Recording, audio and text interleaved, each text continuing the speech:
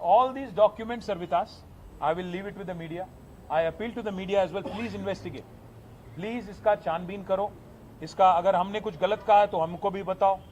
इस कंपनी के बारे में कल हमारे पार्टी के लीडर कृषांक जी ने कल प्रेस मीट किया तो हमारे यहाँ के इंडस्ट्रीज मिनिस्टर है, उन्होंने आगे आके बयान दिया कि भाई इस कंपनी से कुंडल रेड्डी जी का, रेवंत रेड्डी का भाई का कोई लेना देना नहीं है.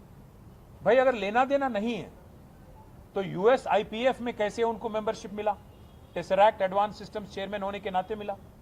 यूएस आईपीएफ में जहां वो बैठे हैं वहां खुल्लम खुला लिखा हुआ है Kundal Reddy belongs to Tesseract advance systems limited. जरा वो फोटो दिखा दो, काउंसिल जनरल के साथ जो बैठे हैं वो दिखाओ. हाँ ये वाला, ये देखिए आप, American council general Laura Williams ji के साथ ये आदमी बैठा हुआ है. उसके नीचे क्या लिखा है यहाँ पे? कुंडल Reddy tesseract advance systems limited. Tesseract, ये मीटिंग ऑर्गेनाइज किया था टेसरैक्ट ने. अगर कुंडल रेड्डी का कोई लेना देना नहीं है टेसरैक्ट के साथ, किस ओहदे में बैठा वहां पे? क्या है ये आदमी? चीफ मिनिस्टर का भाई है तो कुछ भी हो सकता है, कुछ भी कर सकते हैं. तो इसलिए हम कह रहे हैं ये मूडा स्कैम से भी बड़ा स्कैम है, इसको हम छोड़ेंगे नहीं. इसका अल्टीमेट कंक्लूजन लॉजिकल यही होगा कि इमीडिएटली एक्शन लेना पड़ेगा चीफ मिनिस्टर पे और जिन ऑफिसरों ने इनको एक शेल कंपनी को लैंड दिया, सब पे एक्शन लेना पड़ेगा, कार्रवाई करना पड़ेगा.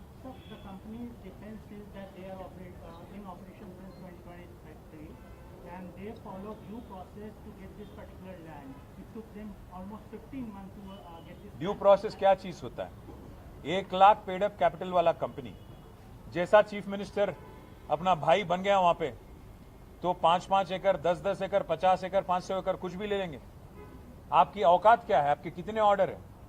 वैसे अगर ड्यू प्रोसेस फॉलो किया तो छुपा क्यों रहे हो कि अनुमुला कुंडल रेड्डी आपका चेयरमैन है?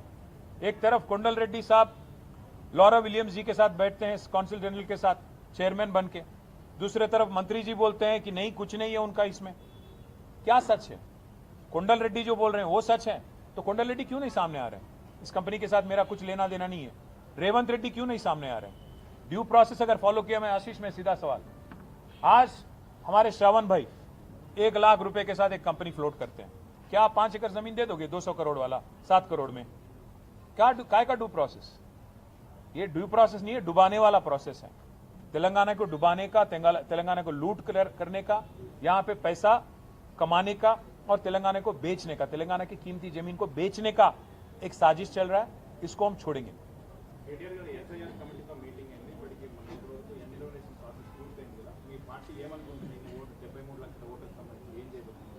దాదాపు 74 లక్షల ఓట్లు మరి ఇంతవరకు అన్కలెక్టబుల్ గా ఉన్నాయి. అంటే అక్కడి నుంచి రెస్పాన్స్ రాలేదు. మొత్తం తెలంగాణలో ఉన్న ఓట్లు ఈ ఎస్ఐఆర్ ప్రక్రియ ప్రారంభం కాకముందు 3,39,00,000. అందులో ఇప్పుడు దాదాపు 74 లక్షల ఓట్లు తొలగించబడబోతున్నాయి అనేది కొంత ఆందోళన కలిగించే పరిణామంగానే మేము చూస్తా ఉన్నాం. అట్లాగే ఒక 60 లక్షల ఓట్లలో అనామలీస్ ఉన్నాయి అంటున్నారు. అంటే ఓవరాల్గా చూస్తే కేవలం 2 కోట్ల ఓట్లు మాత్రమే ఇప్పటికీ ఎస్ఐఆర్ ప్రక్రియ ముగిసిన తర్వాత మరి కరెక్ట్గా ఉన్నాయి. మిగతా అంతా కూడా కొన్ని పోయే అవకాశం ఉంది, కొన్ని తప్పుల తడకగా ఉన్నాయని చెప్పి ఎలక్షన్ కమిషన్ చెప్తా ఉన్న సమాచారం. అయితే 17 నాడు, ఆగస్టు 15 నాడు ముసాయిదా ప్రచురిస్తారని చెప్తున్నారు, ఓటర్ లిస్ట్ ప్రచురిస్తారని చెప్తున్నారు. ఆ రోజు తర్వాత ఏం చేయాలి అనే దాని మీద జిల్లాల వారీగా సమావేశాలు పెట్టుకోవాలనుకున్నాం. జిల్లాల వారీగా మా నాయకత్వంతో, అట్లాగే మా లీగల్ సెల్తో కూడా కూర్చున్నాము.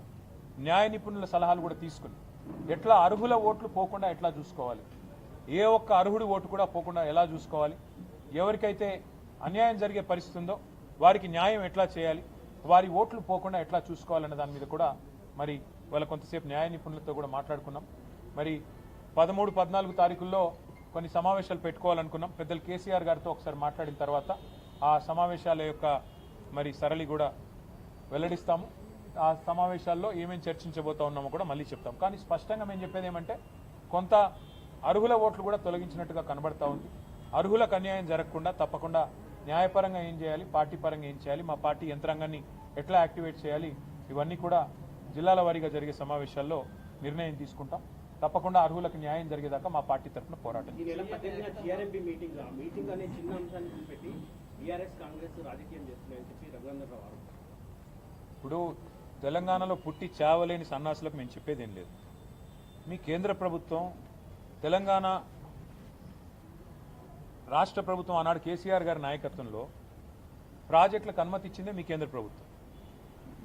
7 ప్రాజెక్టులకు అనుమతి ఇచ్చిన తర్వాత ఆ రోజు మేము కష్టపడి అనుమతులు సాధించిన తర్వాత ఇవాళ అనుమతులు రద్దు చేయాలని చెప్పి ఆంధ్రప్రదేశ్ ప్రభుత్వం పట్టుబడితే జిఆర్ఎంబి ఎజెండాలో పెట్టారు. మేము ఏమంటున్నాం, అయితే మీకు రేషం ఉంటే పౌరుషం ఉంటే ఆ మీటింగ్ బాయ్కాట్ చేయండి, అది తెలంగాణ ప్రభుత్వాన్ని డిమాండ్ చేస్తున్నాం. అసలు బీజేపీకి సిగ్గుంటే మీరిచ్చిన అనుమతులు మీరు రద్దు చేయాలని చెప్పి మీ పార్ట్నర్ ఎవరైతే అడుగుతున్నారో వారిని ప్రశ్నించండి, ఎందుకు రద్దు చేయాలి? అసలు కేంద్ర ప్రభుత్వమే అనుమతి ఇచ్చి మళ్ళీ కేంద్ర ప్రభుత్వం ఆధీనంలో ఉండే జిఆర్ఎంబి రద్దు చేయాలని చెప్పి ఎజెండాలో పెడుతుంటే సిగ్గు లేకుండా మాట్లాడడానికి బీజేపీ వాళ్ళకి మరి ఏ రకంగా మనసు వస్తుందో ఏ రకంగా నోరొస్తుందో నాకైతే అర్థం కావట్లేదు. నీళ్లు నిధులు నియామకాలు వీటి ఆధారంగా జరిగిన ఉద్యమమే తెలంగాణ ఉద్యమం. ఇవాళ అలాంటి ఉద్యమంలో మేము రాష్ట్రాన్ని సాధించడమే కాకుండా బ్రహ్మాండంగా రాష్ట్రం సాధించిన తర్వాత ఒక్కొక్క నీటి బొట్టును ఒడిసిపట్టి తెలంగాణ బీడు భూములకు మలిపే ప్రయత్నం చేశాం. అది కాళేశ్వరం అయితేనేమి, సీతారామ అయితేనేమి, పాలమూరు రంగారెడ్డి ఎత్తిపోతల పథకం అయితేనేమి, ఇంకా చిన్న ప్రాజెక్టులు ఇంకా చాలా ఉన్నాయి, చనాక కొరాట, ఇంకా అలాంటి ప్రాజెక్టులు ఎన్నో ఉన్నాయి. అలాంటి అన్ని ప్రాజెక్టులు వాటితో పాటు మిషన్ కాకతీయ లాంటి ప్రాజెక్టులు ఇవన్నీ చేసి తెలంగాణలో నీటి వనరులకి మరి పెద్ద ఎత్తున న్యాయం జరిగే విధంగా నీటి వనరులను కాపాడుకునే విధంగా మేము ప్రయత్నం చేశాం. అందులో భాగంగానే అనుమతులు తెచ్చాం. ఇవాళ ఆ అనుమతులన్నింటినీ తుంగలో దొక్కుతాం. మా చెప్పు చేతుల్లో కేంద్ర ప్రభుత్వం ఉంది, కేంద్రం జుట్టు నా చేతుల్లో ఉంది కాబట్టి నేను ఆడిచ్చినట్టే ఆడాలని చంద్రబాబు నాయుడు గారు అనుకుంటే చంద్రబాబు నాయుడు గారికి ఆంధ్రప్రదేశ్ ప్రభుత్వానికి నేను విజ్ఞప్తి చేస్తా ఉన్నాను. మా నాయకుడు కేసీఆర్ గారు ఎప్పుడో చెప్పారు, బేసిన్లు లేవు, బేసిజాలు లేవు, నీళ్లు వాడుకుందామని చెప్పారు. కానీ మా కడుపు కొట్టి మా ప్రాజెక్టుల అనుమతులు రద్దు చేస్తామంటే మేము ఊరుకోం. మీరు పోలవరం కట్టుకుంటే మేమేం అనలేదే, మీరు పట్టిసీమ నీళ్లు లిఫ్ట్ చేసుకుంటుంటే మేమేం అనలేదే.